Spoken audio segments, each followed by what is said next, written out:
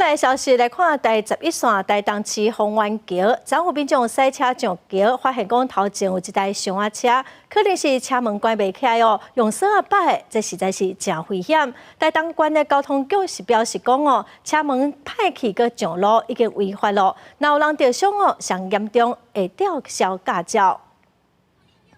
台东市区上下班时间车真济，大家拢咧赶时间。有民众驶车伫第11线台东市丰原桥往台东市区方向，发现头前来车道一台红色箱仔车的车门无关好，门拨开，一路驶往市区，互后壁驾驶人驶车真有压力。不晓得是他门坏掉，还是说他旁边有坐一个人，万一那个人跌出来的话，那就真的是更